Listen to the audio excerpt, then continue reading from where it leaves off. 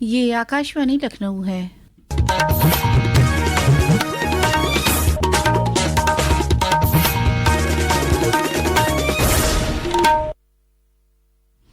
अब आप शाइस्ता बानो से इलाकाई खबरें सुनिए। वज़ीर-ए-आज़म नरेंद्र मोदी ने कहा है कि इस साल का मरकजी बजट भारत के तरक्की याफ्ता मुल्क बनने के अज़ाइम की अक्कासी करता है। एक खबर रसा एजेंसी को जनाब मोदी ने कहा कि बजट अभी नहीं तो कभी नहीं जैसा मजबूरी में लिया गया फैसला नहीं, बल्कि तैयारी और तहरीक से पैदा हुआ है। पेश है एक रिपोर्ट। प्रधानमंत्री ने अगले दशक के लिए 3 प्रमुख सुधार प्राथमिकताएं भी बताई। उन्होंने शासन प्रणाली को आसान बनाने, संरचनात्मक सुधारों और गहन नवाचार पर बल दिया। श्री मोदी ने कहा कि उनकी सरकार की रिफॉर्म एक्सप्रेस आम नागरिकों को बड़े पैमाने पर लाभ पहुंचा रही है। श्री मोदी ने रक्षा बजट में बढ़ोतरी का भी जिक्र किया। उन्होंने कहा कि रक्षा क्षेत्र में 1 दशक के सुधारों के लाभ ऑपरेशन सिंदूर के दौरान स्पष्ट रूप से दिखाई दिए। श्री मोदी ने महिला सशक्तिकरण को लेकर भी विचार रखे। उन्होंने विकसित भारत के निर्माण में महिलाओं की भूमिका को महत्वपूर्ण बताया और कहा कि सरकार के विभिन्न पहलें महिलाओं को सशक्त बनाने की दिशा में महत्वपूर्ण कार्य कर रही हैं। प्रधानमंत्री ने कहा कि विकसित भारत की दिशा में अगली छलांग निजी क्षेत्र द्वारा नवाचार, दीर्घकालिक क्षमता निर्माण और वैश्विक प्रतिस्पर्धा में साहसिक निवेश पर निर्भर करेगी। समाचार कक्ष से वेद प्रकाश पाठक। वज़ीर-ए-आज़म नरेंद्र मोदी ने 1 लाख करोड़ रुपए के अर्बन चैलेंज फंड को मंजूरी देने के लिए मरकजी वुज़रा काबीना की सताइश की। वज़ीर आला योगी आदित्यनाथ ने उत्तर प्रदेश के बजट को तारीखी बजट बताया। उन्होंने अपने सोशल मीडिया पोस्ट में रियासत के अवाम के नाम लिखे खत में लिखा कि नौ तामीर के 9 बरसों का ये सफ़र तरक्की की राह पर गामज़न है।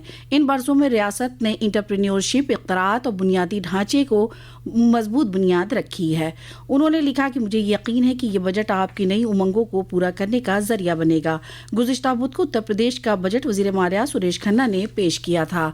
उत्तर प्रदेश असेंबली के 6ठे दिन आज असेंबली में नायब वज़ीर आला ब्रजेश पाठक ने एक सवाल के जवाब में कहा कि तिब्बी खिदमात में आशा कारकुनान के लिए तहफ़्फ़ुज़ के पुख्ता इंतज़ाम हैं। उन्होंने कहा कि हुकूमत हर शख्स को तिब्बी सहूलियात देने के लिए पुरज़्म है। कानून साज काउंसिल में भी कार्रवाई जारी है। मरकजी वज़ीर मुमलिकत प्रोफेसर SP सिंह बघेल ने कल आगरा में स्ट्रीट फूड वेंडर्स के लिए मुनक़दा ट्रेनिंग और बेदारी वर्कशॉप का इफ्तिताह किया। इस मौके पर जनाब बघेल ने बताया कि ज़िले के 1000 से ज़ायद स्ट्रीट फूड वेंडर्स की खुर्दनी अशिया को साफ सफाई के साथ बगैर किसी मिलावट के तैयार करने और सार्फिन के साथ अच्छा सलूक करने की ट्रेनिंग देकर उनको बेदार किया गया। वर्कशॉप के दौरान ट्रेनिंग हासिल करने वाले स्ट्रीट वेंडर्स को एजाज़ से भी नवाजा गया। रियासत की सकाफत और सयाहत महकमे के जरिए मुनक़्क़दा भारत नेपाल मैत्री महोत्सव 2026 का इफ्तिताह आज कुशीनगर में होगा। ये महोत्सव कुशीनगर से शुरू होकर सिद्धार्थनगर, महाराजगंज, बलरामपुर, श्रावस्ती, बहराइच, लखीमपुर खीरी होते हुए 28 फरवरी को पीलीभीत में ख़त्म होगा।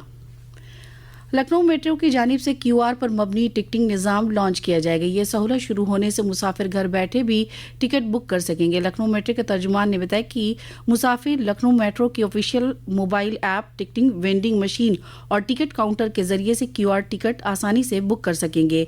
नए निज़ाम नाफिज होने के बाद भी टोकन वाले टिकट स्टेशन से फराहम रहेंगे।